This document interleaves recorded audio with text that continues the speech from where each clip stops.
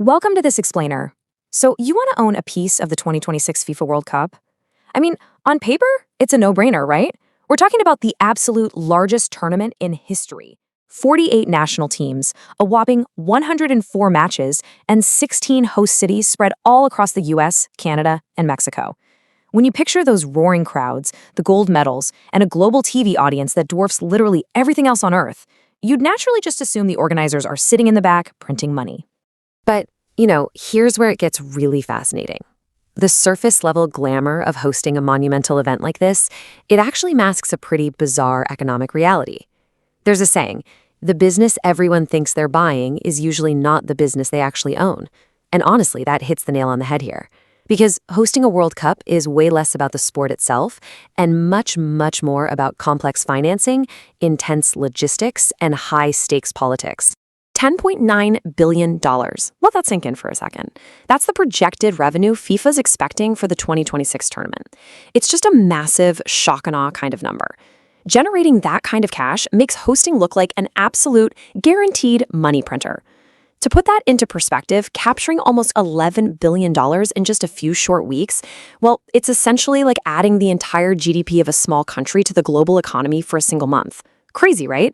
So where exactly does a record-breaking $10.9 billion even come from? Well, let's break it down. Broadcasters are shelling out an estimated $4.2 billion just for the rights to air the games.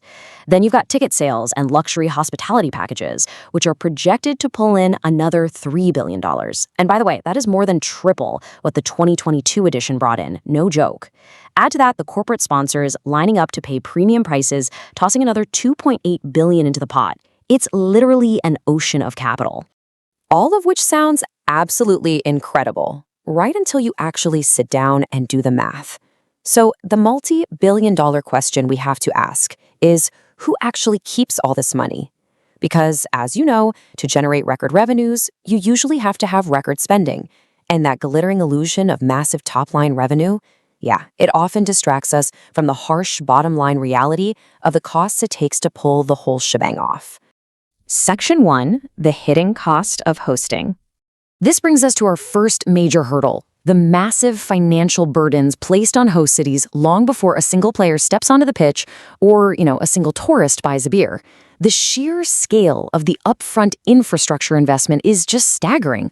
Host countries are pouring billions, with a B, into stadium upgrades, new roads, airports, and transit systems.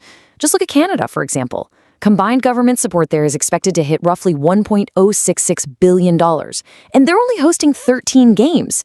If you do the math, they're effectively spending around $82 million per match. And remember, it's not like a host city can easily reuse a gigantic brand new stadium for a small local lead, or just tear down a light rail line the second the international tourists fly home. And get this, those are just the costs we can actually see. The truly unseen liabilities are the ones nobody really brings up at the flashy press conferences. We're talking about past tournaments needing tens of thousands of police officers, private guards, and even military personnel just to secure the venues. Insurance premiums alone can easily run into the tens of millions of dollars.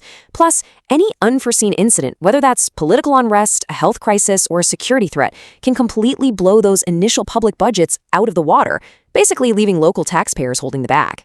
Section 2. Where does the money go? So let's follow the money and see how this massive financial pie actually gets sliced up. Now, in the short term, North America could definitely see a total economic activity bump of around $5 billion, which leaves a net benefit of maybe $3 to $4 billion after costs. And yes, up to 40,000 jobs will be created. Local businesses, hotels, and restaurants absolutely do see a massive surge in tourism. Depending on the location, individual host cities might see an incremental economic boost anywhere between $160 million and $620 million. But here is the part most people completely miss. Only a tiny, tiny fraction of the core tournament revenue actually flows back to the host cities. It's a massive revenue disconnect. FIFA collects the vast majority of the broadcast rights, the corporate sponsorships, and the licensing revenue. Oh, and they take a significant share of the ticket sales, too. The host countries? Well, they're left relying on that indirect bump in tourism, some local taxes, and frankly, the hope that long-term legacy improvements will somehow justify their massive upfront investments. Section 3. Small hosts versus large hosts. This whole dynamic creates a really strange economic playing field, especially when you realize cities are picked not just on their profit potential, but on politics and regional balance too. Let's compare two wildly different scenarios to see how this plays out. Take Vancouver, operating as a smaller host. They get 7 matches, but they might need to invest $500 million in upgrades. Based on tax recovery, their payback period might be 10 agonizing years. And honestly, that ignores the very real risk of cost overruns. Now, contrast that with a large operator, like a US consortium, hosting 60 matches, including the super high-profile finals. They invest $2.5 billion, but because of their massive scale and sky-high attendance, their implied payback period could be less than 2 years. The base-level infrastructure requirements are pretty much the same for everyone, but the returns, drastically different. Which brings us to the absolute biggest danger for any host city. It's called the legacy trap. Look, the most successful, financially sound model we've seen was the 1994 US World Cup. Why? Because they used existing, already profitable stadiums with very minimal public expenditure, actually turning a surplus for everyone. Compare that to the all-too-common modern tragedy. Host nations spending absolute billions to build massive, state-of-the-art stadiums that, well, they just sit empty and unused once the month-long party ends.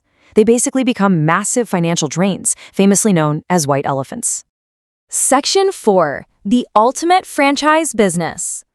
To really wrap our heads around why the economics of this sport looks so incredibly strange from the outside, we have to pull back the curtain on the overarching business model operating way above these host cities.